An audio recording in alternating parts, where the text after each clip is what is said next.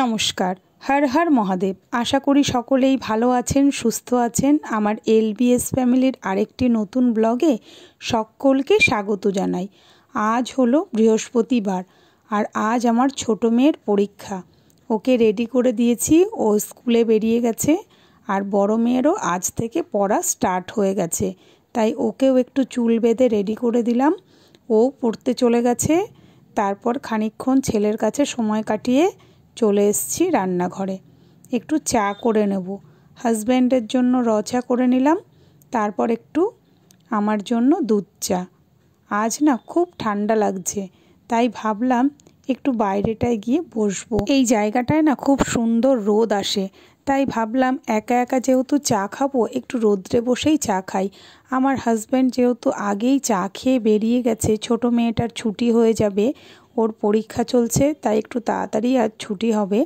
ও চলে গেছে ওকে আনতে। শীতকালে এই একটা সমস্যা, ঘরের মধ্যে বেশিক্ষণ থাকা যায় না, এত ঠান্ডা।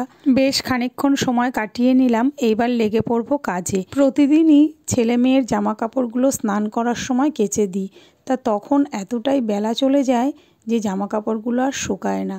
যেহেতু শীতকাল, বেলা 12টা পর্যন্তই রোদের তাপটা থাকে, তারপর আর সেই রকম তাপ থাকে না। যদিও বা রোদ থাকে, কিন্তু রোদের কোনো তেজ থাকে না, তাই জামা প্যান্টগুলোও শুকায় না। সকালবেলা উঠেই সেগুলো আবার রোদ্রে দিয়ে দিলাম। এগুলো শুকাক, আবার পরে কিছু কাচাকাচি করব স্নান করার সময়।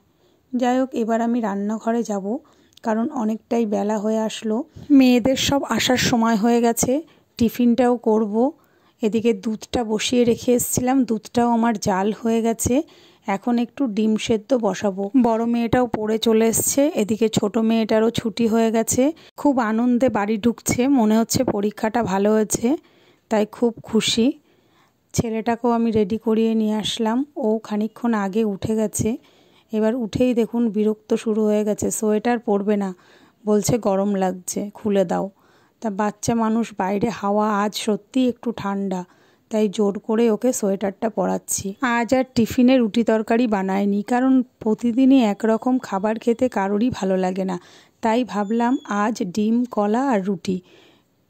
এই পাউরুটিগুলো দোকান থেকে যেহেতু আনা, আমি আবার একটু সেঁকে নিই। গরমকালে আমি আবার এই রুটিগুলোর ওপর একটু বাটার আর চিনি লাগিয়ে দিই। যেহেতু শীতকালে আমার ছেলেমেয়েরা বাটার খায় না, তাই শুধুই দেব। এখন ওদের সবাইকে খাবার দিয়ে দিলাম, আর আমি একটু বাদে খাবো, কারণ আজ আমি এখনো পর্যন্ত রান্না বসাইনি, তাই মাছের ঝোলটা বসিয়ে তারপর খেতে যাব।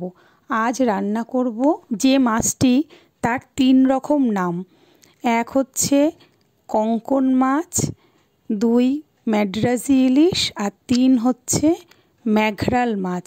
জানি না কে কোন নামে চেনেন, আমরা তো ম্যাঘরাল মাছ নামেই চিনি। আপনারা যদি আমার ভিডিওটা পুরো দেখে থাকেন, তাহলে অবশ্যই আমাকে কমেন্টে জানাবেন যে আপনারা কোন নামে এই মাছটিকে চেনেন। যাই হোক, মাছটিকে আমি প্রথমে ভালো করে ভেজে নেব, আর মাছের তরকারি দেব আলু, বেগুন আর শিম।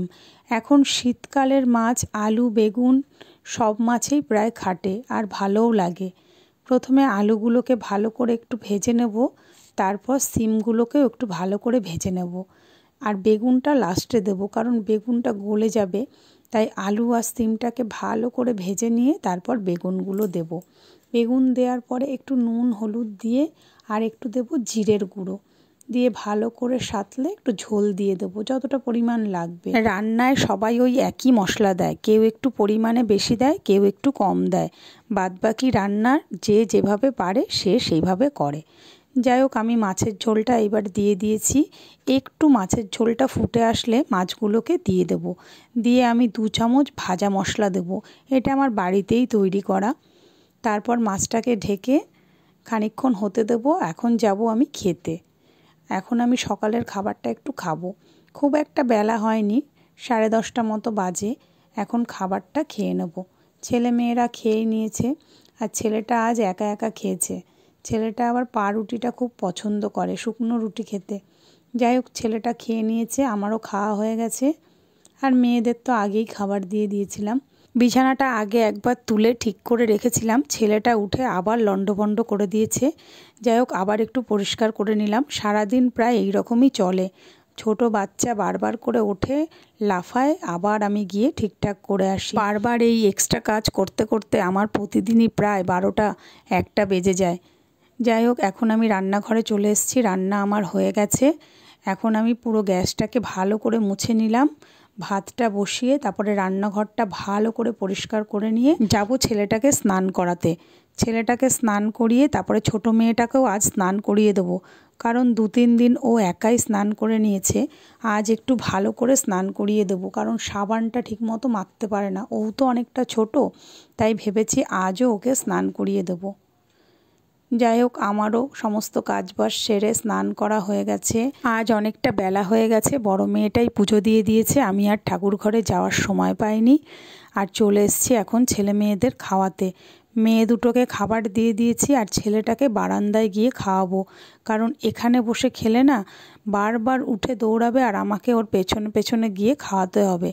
তাই এই জায়গাটায় বসে খাওয়ালে আর নামতে পারে না, এটা অনেকটা উঁচু, তাই এখানে বসে ওকে আমি এখন খাওয়াবো। আর সকালে শুধু রুটি খেয়েছিল, শুকনো রুটি, ডিমটাও খায়নি। ভাবছি এখন একটু জোর করে ওকে খাওয়াবো। ছেলে মেয়েদের খাইয়ে আমরাও খেয়ে নিয়েছি। এখন ভাবছি ওকেও ঘুম পাড়াবো, আমিও একটু বিশ্রাম নেব। তাহলে আজকের মতো ভিডিওটা এখানেই শেষ করলাম। যদি ভালো লাগে অবশ্যই একটি লাইক করবেন, আর যেভাবে আপনাদের সাপোর্ট পাচ্ছি আগামী দিনেও যেন এইভাবেই আপনাদের সাপোর্টগুলো পাই। তাহলে আপনারা ভালো থাকবেন, সুস্থ থাকবেন। দেখা হচ্ছে পরের একটি ব্লগে। নমস্কার।